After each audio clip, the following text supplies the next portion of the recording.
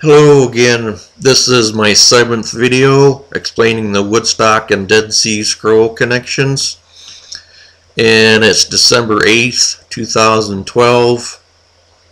And where I left off previously, I was talking about the importance of non-conformists and the importance of being able to know yourself. And being able to know yourself is very difficult in today's world because we've been living in a capitalist society here in the West. People oftentimes get caught up in what we call the rat race, and they don't take time to look at the bigger picture of things. They get distracted by drugs, sports, popular culture, and so forth. And it's very important to take time off from all these things and do some self-searching and so forth.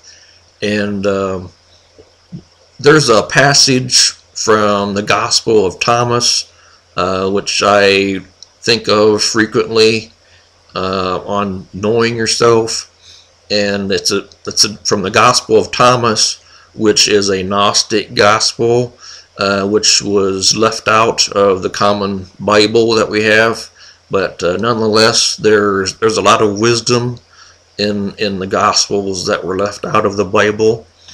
And I'll just read part of this passage here. And it goes like this: if those who lead you say to you, "See, the kingdom is in heaven," then the birds will precede you. But if they say to you, "It is in the sea," then the fish will precede you. But the kingdom is within you, and it is without you. When you know yourselves, you will be known, and you will know that you are sons of the living Father. But if you do not know yourselves, then you are in poverty, and you are poverty. I often think of this and as a very valuable thing to reflect on. Before I continue, I would like to say that Joe Cocker is not to be thought of as any form of antichrist or anything. I very much love his song "With a Little Help from My Friends" at Woodstock, and there's good and bad in all of us, and the struggle to know yourself in this rat race world is understandable. And if conditions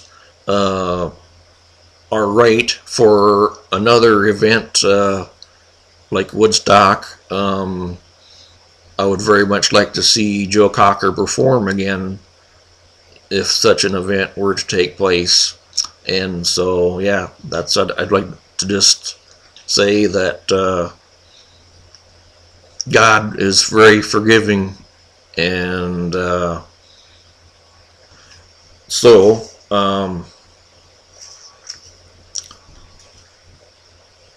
another thing I'd like to say is I've been making these videos pretty much. I'm ad-libbing.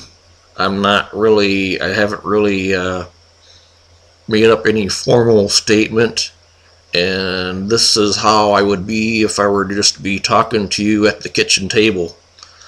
It's a very informal, and I know this. I don't want to be. I'm not a professional speaker, and I've been at various forums